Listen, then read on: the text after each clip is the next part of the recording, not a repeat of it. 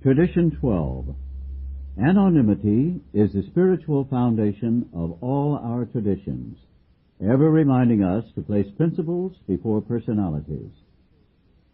The spiritual substance of anonymity is sacrifice. Because AA's 12 traditions repeatedly ask us to give up personal desires for the common good, we realize that the sacrificial spirit, well symbolized by anonymity, is the foundation of them all. It is AA's proved willingness to make these sacrifices that gives people their high confidence in our future. But in the beginning, anonymity was not born of confidence. It was the child of our early fears. Our first nameless groups of alcoholics were secret societies. Few prospects could find us only through a few trusted friends. The bare hint of publicity, even for our work, shocked us. Though ex-drinkers, we still thought we had to hide from public distrust and contempt. When the Big Book appeared in 1939, we called it Alcoholics Anonymous. Its foreword made this revealing statement: "It is important that we remain anonymous because we are too few at present to handle the overwhelming number of personal appeals which may result from this publication. Being mostly business or professional folk, we could not well carry on our occupations in such an event." Between these lines, it is easy to read our fear that large numbers of incoming people might break our anonymity wide open. As the AA groups multiplied, so did anonymity problems. Enthusiastic over spectacular recovery of a brother alcoholic, we'd sometimes discuss those intimate and harrowing aspects of his case meant for his sponsor's ear alone. The aggrieved victim would then rightly declare that his trust had been broken. When such stories got into circulation outside of AA, the loss of confidence in our anonymity promise was severe. It frequently turned people from us.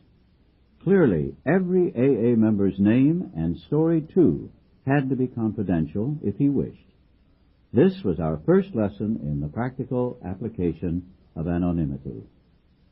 With characteristic intemperance, however, some of our newcomers cared not at all for secrecy. They wanted to shout AA from the housetops, and did. Alcoholics barely dry rushed about bright-eyed, buttonholing anyone who would listen to their stories. Others hurried to place themselves before microphones and cameras. Sometimes they got distressingly drunk and let their groups down with a bang. They had changed from AA members into AA show-offs. This phenomenon of contrast really set us thinking. Squarely before us was the question, how anonymous should an AA member be? Our growth made it plain that we couldn't be a secret society, but it was equally plain that we couldn't be a vaudeville circuit either. The charting of a safe path between these extremes took a long time. As a rule, the average newcomer wanted his family to know immediately what he was trying to do. He also wanted to tell others who had tried to help him, his doctor, his minister, and close friends. As he gained confidence, he felt it right to explain his new way of life to his employer and business associates. When opportunities to be helpful came along, he found he could talk easily about AA to almost anyone. These quiet disclosures helped him to lose his fear of the alcoholic stigma and spread the news of AA's existence in his community. Many a new man and woman came to AA because of such conversations. Though not in the strict letter of anonymity, such communications were well within its spirit. But it became apparent that the word-of-mouth method was too limited. Our work, as such, needed to be publicized. The AA groups would have to reach quickly as many despairing alcoholics as they could. Consequently, many groups began to hold meetings which were open to interested friends and the public, so that the average citizen could see for himself just what AA was all about. The response to these meetings was warmly sympathetic. Soon groups began to receive requests for AA speakers to appear before civic organizations, church groups, and medical societies. Provided anonymity was maintained on these platforms, and reporters present were cautioned against the use of names or pictures, the result was fine. Then came our first few excursions into major publicity, which were breathtaking. Cleveland's plain dealer articles about us ran that town's membership from a few into hundreds overnight. The news stories of Mr. Rockefeller's dinner for Alcoholics Anonymous helped double our total membership in a year's time. Jack Alexander's famous Saturday Evening Post piece made AA a national institution. Such tributes as these brought opportunities for still more recognition.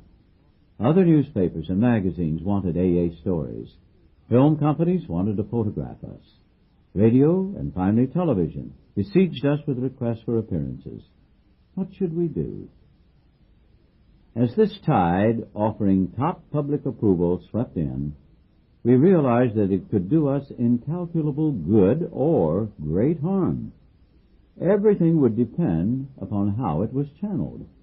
We simply couldn't afford to take the chance of letting self-appointed members present themselves as messiahs representing AA before the whole public. The promoter instinct in us might be our undoing. If even one publicly got drunk or was lured into using AA's name for his own purposes, the damage might be irreparable. At this altitude, press, radio, films, and television, anonymity, 100% anonymity, was the only possible answer. Here, principles would have to come before personalities without exception. These experiences taught us that anonymity is real humility at work.